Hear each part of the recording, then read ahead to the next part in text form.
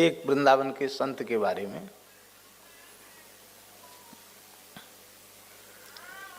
वो कोई सुनी सुनाई बात नहीं, आंखों देखी बात। हमारे वृंदावन में यमुना जी के उस पार एक तीर्थ है, बड़ी रस सिद्ध भूमि मानी जाती है, मानसरोवर। एक तो कैलाश मानसरोवर है और एक हमारे ब्रज का मानसरोवर है, राधा रानी मानसरोवर कहते हैं उसको। श्री राधा रानी ने मान लीला की और उनके प्रेमाश्रु बिंदुओं से ही वो सरोवर प्रकट हुआ। श्री वल्लभाचार्य महाप्रभु ने भी वहाँ निवास किया, साधन किया। श्री चैतन्य महाप्रभु भी वहाँ पधारे, सभी आचार्य वहाँ पधारे। और महाप्रभु श्री हितहरिवंश जी वे तो प्रतिदिन राधा वल्लभ लाल जी के राजभोग के बाद वहाँ चले जाते थे और दिन भर वहाँ रहते। शाम को उत्थापन के समय फिर आते थे लौट करके, और अंत में वहीं सदेह निकुंज प्रवेश किया उन्होंने। बड़ी पवित्र स्थली है। महाराज जी ने एक महानुभाव थे, उनको हम लोग सीओ साहब कहते थे। उनका नाम था पंडित श्री बालक राम जी द्विवेदी। बड़ा अद्भुत जीवन था उनका। महाराज जी के ही शिष्य थे, लेकिन यदि कहा जाए कि वे केवल ब्राह्मण नहीं थे, वे इस युग के ऋषि थे तो कोई अतिशयोक्ति नहीं। ऐसा पवित्र जीवन था उनका। तितिक्षा भी इतनी अधिक थी कि पूष के जाड़े में वृंदावन की ठंड में छत के ऊपर चटाई बिछा करके आधी धोती ओढ़ के सो जाते थे। आप कल्पना नहीं कर सकते, इतना सहन क्षमता थी उनके शरीर में।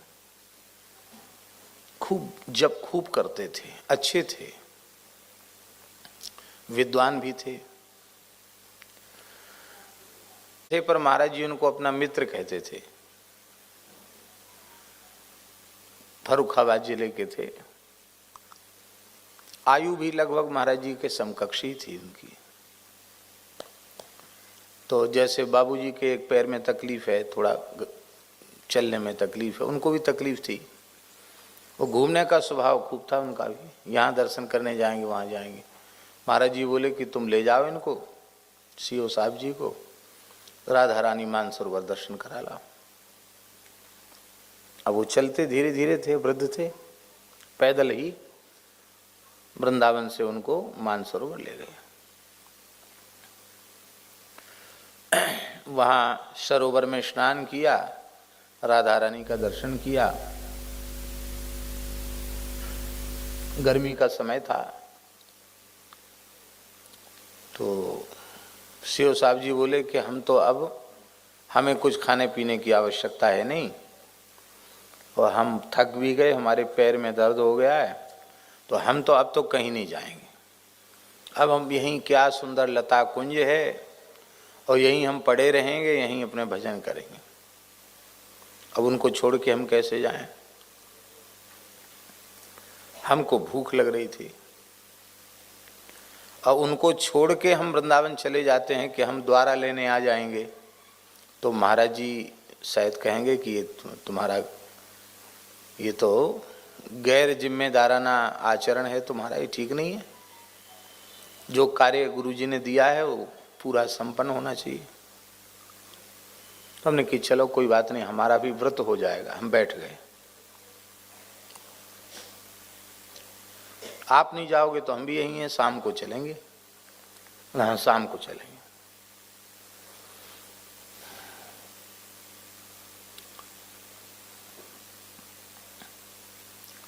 थोड़ी ही देर बाद, लगभग 12 बजे के करीब, आपने देखा होगा एक महात्मा थे सुदामा कुटी में, मनसुखलाल जी। उनके कई नाम थे। कोई कहता था कलयुग बाबा, कोई कहते थे मनसुख लाल, महाराज जी कहते थे मनसुख लाल, और नाम उनका था श्री ब्रजमोहन दास जी, पुराने संत थे। और परम पूज्य श्री सुदामा दास जी महाराज उनको सतयुग बाबा कहते थे।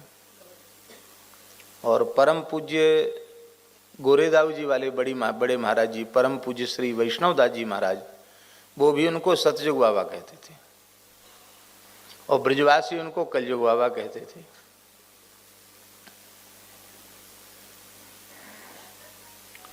और ये नाम उनके खुद ही पड़ गया था ब्रजवासी। बाबा तेरो नाम कहा है? अरे बा नाम कहा हो, कलयुग को बाबा हूं। तो कलयुगी बाबा से कलयुग बाबा हो गए। और महात्मा बहुत अच्छे संत थे। आयु, हमने जो उनकी आयु देखी है 90 वर्ष से ऊपर की आयु थी। और वृंदावन की परिक्रमा 40 से 45 मिनट में लगाते थे। पंचकोशी वृंदावन की परिक्रमा दौड़ के। विलक्षण थे वो महात्मा। और उनके मन में कभी आ जाता तो एक दिन में आप विश्वास नहीं कर सकते हमारी बात पर, कभी उनके मन में आ जाता तो महाराज जी से पूछते, भक्तमाली जी से, कि गिरिराज जी के परिक्रमा की इच्छा है, राधा रानी और नंदगांव के दर्शन की इच्छा है बरसाने की, आपकी आज्ञा हो तो कल चले जाएं। महाराज जी कहते ठीक है चले जाओ। तो सवेरे चाय पी के वो चलते, गिलास में चाय बना लेते थे। काय में चाय? एक गिलास में चाय बना लेते थे।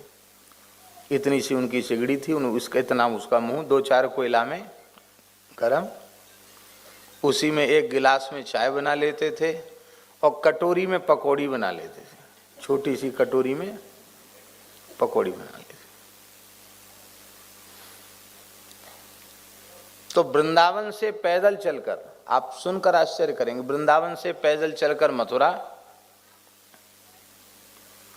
मथुरा भूतेश्वर महादेव का दर्शन करते हुए, मथुरा से पैदल चलकर गिरिराज जी में 7 कोस की परिक्रमा कर, एक ही दिन में 7 कोस की परिक्रमा करके पैदल बरसाना गौर वन की परिक्रमा करके राधा रानी का दर्शन करके पैदल नंदगांव नंदलाला का दर्शन करके, और पैदल वहाँ से कोसी, और कोसी से पैदल छठी करा होते हुए, गरुड़ गोविंद होते हुए रात तक वृंदावन।